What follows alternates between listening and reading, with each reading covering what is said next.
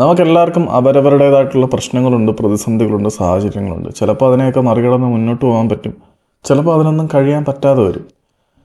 Brazilian football ടീമിൻ്റെ കാര്യം എടുത്തു നോക്കിക്കഴിഞ്ഞാൽ പരിശീലകനായിട്ടുള്ള കാർലോ ആൻസലോട്ടിക്ക് ജാവോ പെഡ്രോ എന്ന ചെൽസി താരത്തിനെ ടീമിൽ ഉൾപ്പെടുത്താനായിരുന്നു താല്പര്യമെന്ന് എല്ലാവർക്കും അറിയാം. പക്ഷേ കടുത്ത മീഡിയ സമ്മർദ്ദം മൂലം, മാധ്യമ സമ്മർദ്ദം മൂലം അദ്ദേഹത്തിന് നെയ്മർ ജൂനിയറിനെ ടീമിൽ ഉൾപ്പെടുത്തേണ്ടി വന്നു.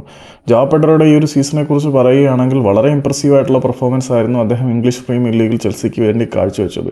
25ഓളം ഗോളുകളും 7ഓളം അസിസ്റ്റുകളും അദ്ദേഹം ടീമിന് വേണ്ടി പ്രൊഡ്യൂസ് ചെയ്തിട്ടുണ്ട്. അതും top level English premier league പോലെ ഹൈലി കോമ്പറ്റീറ്റീവ് ആയിട്ടുള്ള ഒരു ലീഗിലാണ് പുള്ളിയുടെ സ്റ്റാറ്റ്. എന്നിട്ടും പുള്ളിക്ക് വേൾഡ് കപ്പ് സ്ക്വാഡിൽ നിന്നും പുറത്തേക്ക് പോകേണ്ടി വരുന്നു.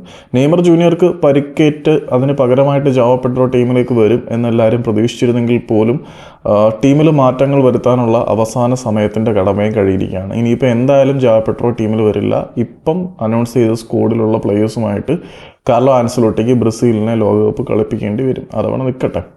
ഇതിനകത്ത് മറ്റൊരു ഫൺ ഫാക്ട് എന്താണെന്ന് വെച്ച് കഴിഞ്ഞാൽ നെയ്മർ ജൂനിയർ ഇതുവരെയും ടീമിനോടൊപ്പം ഫുൾ ഫ്ലെഡ്ജായിട്ട് ട്രെയിൻ ചെയ്തിട്ടില്ല.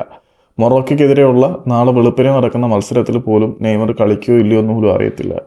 ലിറ്ററലി പരുക്കു ഭേദമായി നെയ്മർ കളിക്കാനുള്ള പര്യാപ്തതയിലേക്ക് വന്നിട്ടില്ലെങ്കിൽ പിന്നീട് അദ്ദേഹം എപ്പോൾ കംപ്ലീറ്റ് റീഹാബ് ആകും എന്നതിനെക്കുറിച്ചൊന്നും അറിയില്ല. അങ്ങനെ പോകുമ്പം സ്ക്വാഡിൽ ഒരാളുടെ കുറവും ബ്രസീലിനെ അഫക്റ്റ് ചെയ്യും. ആക്ച്വലി ജാവോ പെഡ്രോയെ ടീമിൽ എടുക്കാതിരുന്നത് ബ്രസീലിന് വളരെ വലിയ തിരിച്ചടിയാണെന്നാണ് പൊതുവെയുള്ള വിലയിരുത്തലുകൾ.